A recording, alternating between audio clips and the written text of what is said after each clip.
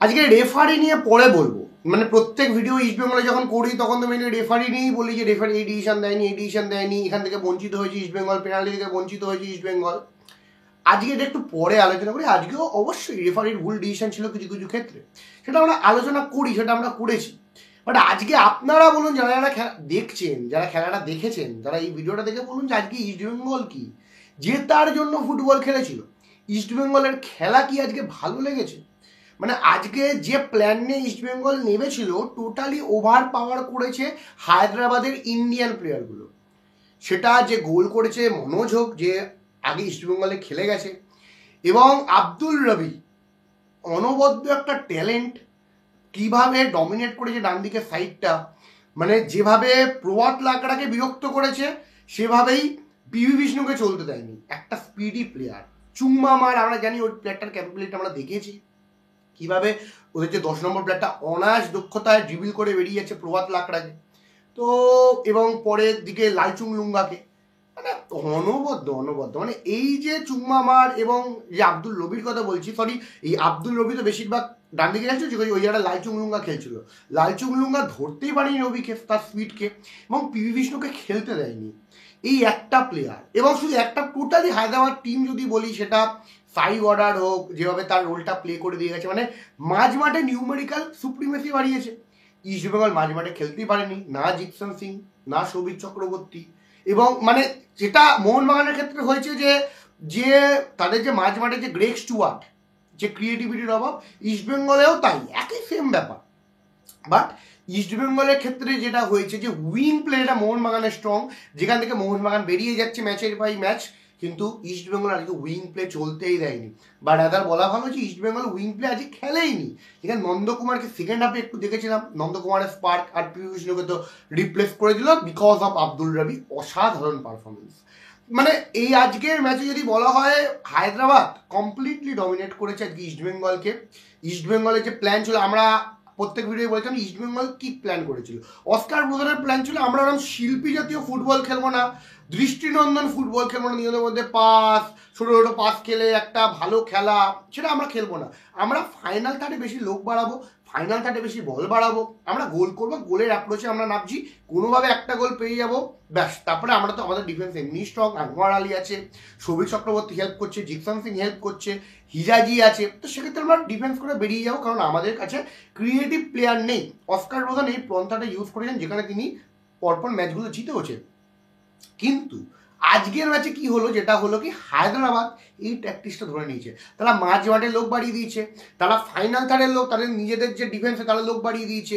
তো সেক্ষেত্রে ইস্ট বেঙ্গলের কোনো মানে ইস্ট বেঙ্গল, আমি একটা খেলা দেখে বুঝেছিলাম যে ইস্ট বেঙ্গল সেট পিস না পেলে ইস্ট বেঙ্গল গোল পাবে না, নয় কর্নার নাহলে ফ্রি কিক নাহলে পাবে না, সেটাই হলো।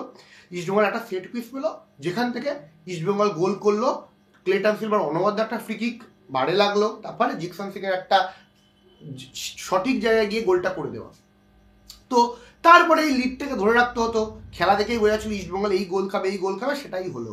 একটা পিছন থেকে আসা মনোজ এসে গোল করে দিয়ে বেরিয়ে গেল, যেটা আমার মতে এটা না হলেও পারতো, এই গোলটা আরও বেটার আমরা আশা করেছিলাম প্রভাত লাকড়ার থেকে। তো এবং নন্দকুমারকে তাকে কভার করতে হতো, আগুয়ান পিছন থেকে এসে গোল করে দিয়ে বেরিয়ে গেল, অনবদ্য গোল। মানে যদি খেলাটা আপনি দেখেন, প্রথম হাফ সব থেকে বোরিং প্রথম হাফ লেগেছে, কারণ দেখুন মানে হিসাব মতো যদি দেখা যায় স্ট্যাটিস্টিক্সের বিচারে প্রথম হাফে মাত্র 4টে শট মেরেছে, সেটা ইস্ট বেঙ্গল এবং হায়দ্রাবাদ দুজনে মিলিয়ে 4টে শট। এর আগে আমি কবে এরকম ম্যাচ দেখেছি আমি জানি না।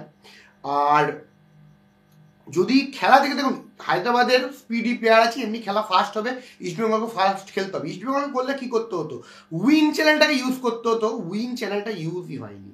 তো সে কারণে ইস্ট বেঙ্গল আজকে একটা বলবো পয়েন্ট নষ্ট করেছে। আরও বেটার আশা করেছিলাম ইস্ট বেঙ্গল থেকে, যেহেতু হায়দ্রাবাদ আছে, বাট হায়দ্রাবাদ কিন্তু বোঝা হয়েছে তারা কিন্তু উইক টিম মোটেও নয়, তারাও কিন্তু কিছু করতে পারে, আজকে কিন্তু হায়দ্রাবাদ ম্যাচটা জিততেও পারত।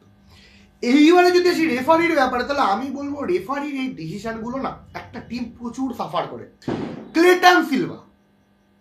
ক্লেটন সিলভাকে প্রপার আরশদীপ সিং, সে প্রপার পেটে, মানে বলে না পেটে লাথি মারা, সেইটা মারলো। একটা বল যখন তুমি রিসিভ করবে, যখন তুমি বলটাকে ক্লিয়ার বা পাঞ্চ করলে, তোমার পাটা হাঁটুটা তো তোমার তো এরম থাকবে, হাঁটু দিয়ে লাগলো তাও ঠিক আছে, তুমি কি করে তোমার স্টার্ট দিয়ে মারতে পারো, মানে তারপরেও রেফারি রেফারি কি দেবে বুঝতে পারছে না রেফারি, মানে এরকম রেফারি। এবং সব থেকে বেশি একটা হাসির ব্যাপার লেগেছে আমার, হায়দ্রাবাদের একটা মানে হায়দ্রাবাদ চুম্মা মার, চিনি বলটাকে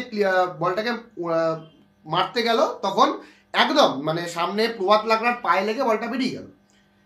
রেফারি এখানে মানে লাইন্সম্যান এখানে দাঁড়িয়ে আছে, ঘটনা ঘটছে এটা এখানে, লাইন্সম্যান দেখে সঠিক সিদ্ধান্ত দিতে পারছে না, সে রেফারিকে প্রশ্ন করছে যে এটাকে আমি দেবো, গোল কিক দেবো, লাস্টে সে ভুল ডিসিশন দিল, গোল কিক। মানে এরকম যদি রেফারিং হয়, মানে প্রত্যেকবার, মানে আমি মনে করি কি বলুন তো, এটা আমাদেরই ফালতু ফালতু বুকে মাথা গরম হয়, আমরাই দেখে মাথা গরম করি। আসলে রেফারিও চায় যে এবার আইএসএল এ ভিএআর আসুক, তাদের দ্বারা আর হচ্ছে না, কারণ তারা আরও বেশি ভুল ডিসিশন দিচ্ছে। একটা রেফারি কি করে এত, আমরা তো এর আগেও ইন্ডিয়ান ফুটবল দেখেছি, এরকম বেসিক জিনিস কি করে রেফারি ভুল ডিসিশন দিতে পারে। একটা বল ছিল যেটা অ্যালেক্স হাতে লাগলো, প্রপার 1-2 খেলে ঢুকে গেছিল ক্রিটাম সিলভা, সেটাও হাতে লাগলো, সেটাও পেনাল্টি দিল না। আমি বুঝতে পারছি না যে কি করে এত ভুল হতে পারে। তো আমি সত্যি কথা এবারে আর কত আওয়াজ তুলবো এরকম রেফারিং নিয়ে। আর যাই হোক, তাও আমি আজ বলবো ইস্ট বেঙ্গল আজকে খারাপ ফুটবল খেলেছে, তাই পয়েন্ট নষ্ট করেছে, হাঁটতেও পারতো, একটা পয়েন্ট পেয়েছে, তাও ঠিক আছে।